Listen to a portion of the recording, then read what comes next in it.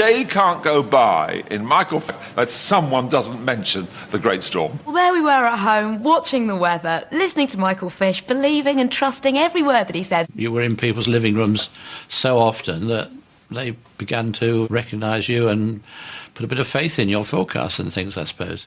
But most of the strong winds, incidentally, will be down over Spain and across into France. Michael was just so confident that everything was going to be OK. I'm sure Fish regrets even mentioning this phone call. He only mentioned it as a joke. Good afternoon to you. Earlier on today, apparently, a woman rang the BBC and said she heard that there was a hurricane on the way. Well, if you're watching, don't worry, there isn't. Rubbish! I'm shouting at the telly at the time. No, it's there! I can see it, Michael. Really, I don't have any meteorological training, but there's a big storm behind you, just on your right shoulder, mate. Well, if you're watching, don't worry, there isn't. Worst gales in 3 centuries sweep through Britain. The next morning, carnage! Bedlam! Trees uprooted, caravans flying through the sky. Power lines were down, all the telegraph poles. They came without warning in the early hours of the morning. Winds that hit 110 miles an hour and then went off the gauge. There was so much damage caused, especially over the south of the country, that it was just absolutely horrendous. There's flooding too in many areas, adding to the distress of thousands of people in the south of England. 15 million trees were gone. I mean, half the forestation in southern England was just gone overnight. There was no warning. The weathermen were caught with their forecasts down. The Home Secretary has called a crisis meeting of ministers. Yes, I could see it being windy because there were bits of leaves and things, trees and things, but it didn't dawn on me until several hours after I'd been to work that something major had happened. Why weren't we warned? Didn't the weathermen know there was such a fierce storm on its way? I think the first 2 words most people were saying was Michael Fish, although they might have inserted another word in between those 2. This was one dramatic scene near Bournemouth as early morning drivers were taken by surprise. And in nearby Highcliffe, 90 pensioners had to be evacuated when their roof was ripped clean away. Michael could say anything and these grannies would believe him, you know what I mean? These poor grannies in bed without a care in the world. Wake up in the morning and thinking, oh, where's those stars come from? The roof had just blown off. Michael Fish must have been cringing with embarrassment when he saw what happened the next day. But I think he was also shaking with anger because everyone was saying he got it wrong. And he's like, no, it wasn't a hurricane. Well, for a start, the hurricane we're talking about in 87 wasn't a hurricane. You can never get hurricanes in this country. It's just simply impossible. Touch wood. He must have just wanted to curl up and hide away forever. I would not have wanted to be Michael Fish that day, or really any other day either. I'm looking at you, Fish, if you're watching this. And I'll find you, because my dad lost his shed through you. I did get fed up at the time, and until I retired I got very fed up because I couldn't answer for it. Met Office were not very keen to keep bringing it up, and I shall go to my grave with it probably on my tombstone.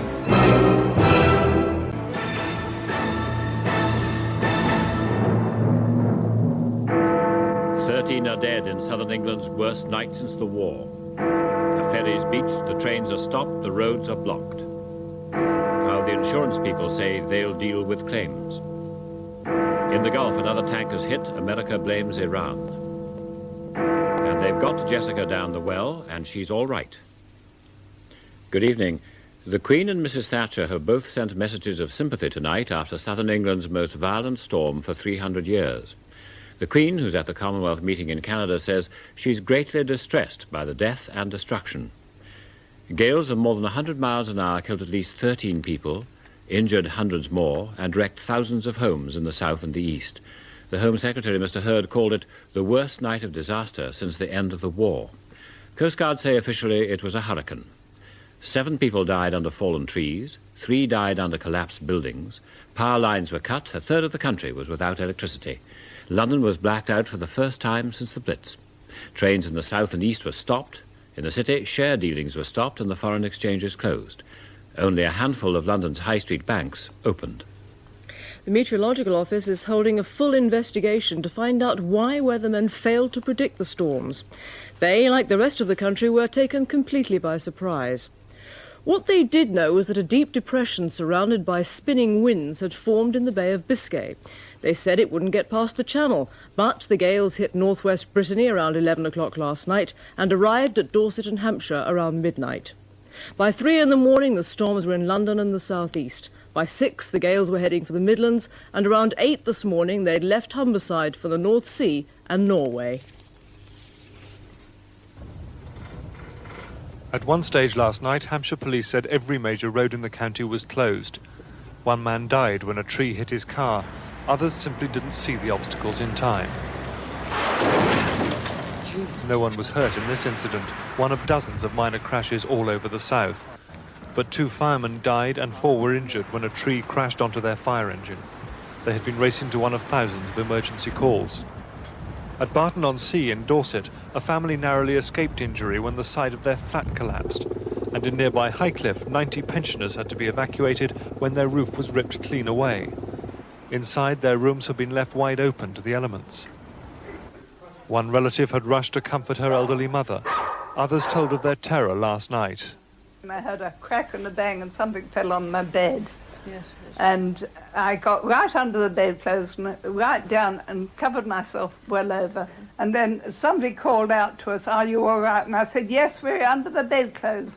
And we could hear the man in the next flat calling, "Help, help." At sea, the wind and heavy swell had swept away most of Shanklin Pier on the Isle of Wight. Its theatre and rows of amusement arcades were all lost. And on the Hampshire coast, a cargo ship was driven onto the sand where she stuck fast. The crew could only wait patiently for the next high tide to try and refloat her. Other smaller vessels weren't so lucky. All along the coast, small boats had been torn from their moorings and dumped unceremoniously onto the beach. Of the south coast towns, Brighton was perhaps hardest hit. In the city centre, trees were uprooted, and one of the stone minarets on Brighton's Royal Pavilion crashed through the roof onto a £90,000 carpet below. It could delay present restoration work by a year. Almost as expensive was the damage to light aircraft. Many had spent the night upside down, turned over like toys by the wind. Some gusts near Southampton were measured at 108 miles per hour, enough to flatten acres of woodland and bring down power cables all over the south. Some towns will be without electricity for a second night tonight, and the electricity board say it could be 3 days before some outlying areas get power back. And with the wind had come torrential rain. From the air, the extent of last night's flooding became apparent. Tonight, calm weather has returned to the south, but the clearing up has only just begun. James Mates, News at 10 on the south coast. The 100-mile-an-hour wind swept along the Kent coast, leaving a trail of devastation. 2 British crewmen died when a 1,500-ton Cypriot bulk carrier sank outside Dover Harbour. 4 others were rescued. A Sea-Link cross-channel ferry ran aground at Folkestone. There were no passengers on board. Firemen helped the crew to safety. At a big hotel in Hastings, a massive chimney stack collapsed, ripped a 20-foot hole in the roof and crashed through 3 floors. One guest hung onto a door handle and was rescued as he hung in mid-air. An elderly couple plunged 2 floors down. The man died. His wife miraculously escaped, protected by a mattress. We heard the voice of a lady in there, and I got her out about an hour later. But there was still her husband was missing, and he was found 7 o'clock this morning. A 55-year-old woman died as she slept when a 20-foot tree smashed through her roof. A caravan site near Folkestone was wrecked. 20 families lost their homes. An old church collapsed, its spire ripped from the foundations. Few people escaped the effects of the storm. Damage to houses is being estimated in millions. Thousands of acres of land are underwater, and tonight, Kent police warned there are more floods on the way. Phil Roman, News at 10 in the southeast. In East Anglia, gusts coming off the North Sea at up to 90 miles an hour left a trail of destruction in their wake. In Harwich, the prison ship Earl William, with its 40 Tamil refugees on board, was holed just above the waterline and broke free of its moorings. Hours later, it was grounded and re-anchored safely. Off the Wash, oil rig workers had to be airlifted to safety when a support vessel drifted dangerously close, threatening to ram the rig. Many ships were grounded in the Thames estuary. Damage is estimated at hundreds of thousands of pounds. Others seeking a safe harbour were escorted through dangerous waters. Coast Guards received calls from more than 300 people who'd lost their boats during the height of the storm. The Force 11 gale brought down power cables right across East Anglia. 20,000 people were without electricity. Many could be cut off for some time to come. Lorries were picked up and simply cast aside as the winds blew across the bleakness of the fens. Incredibly, few serious injuries were reported. The villages were particularly badly hit. Cars were crushed as trees as tall as 50 feet were ripped out by their roots. Farmers joined council workmen and emergency services in their bid to reopen more than 100 blocked routes. But as dusk fell tonight in the city of Norwich, people made their way home in little more than a gentle breeze. There was little evidence of the hazards of the past 18 hours. Judy Laybourne, News at 10, East Anglia. Londoners woke up to find the capital virtually paralysed. Millions had no electricity, no telephone lines and no way of getting to work.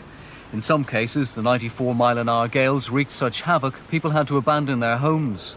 A tower block was evacuated because officials feared serious structural damage. Falling masonry was a hazard everywhere. A tramp was killed when a wall fell on him, and this man was badly burned when he lit a candle near a camping gas stove. I was trying to put the container onto the gas stove and it wouldn't go on. It was near the candle, and suddenly all the gas whooshed out and it ignited with the candle. The gales simply ripped these garages apart. Roofs and walls were scattered over a wide area. Residents had to dig their cars out of the rubble, only to join the traffic jams picking their way through the debris. Suburban rail commuters attempting to get into town found all the trains cancelled on British Rail's Network South East. And people trying to get out of London on the intercity service got no further than the mainline stations. There were plenty of hopeful passengers queuing up for information, but no trains at the platforms to take them anywhere. London Bridge, normally chock-a-block in the rush hour, was virtually deserted as the city gents stayed at home. The big institutions were at a standstill. Power failures hit the computers and the stock exchange closed down for the day. So was any trading done. Very pale shadow of the normal level of trade. Can you remember anything like this before? Never, no. Not even Christmas Eve or the big freeze up last year, no, it's exceptional. The few money men who did make it into work found themselves at a loose end as the city ground to a halt. John Draper, News at 10, Central London.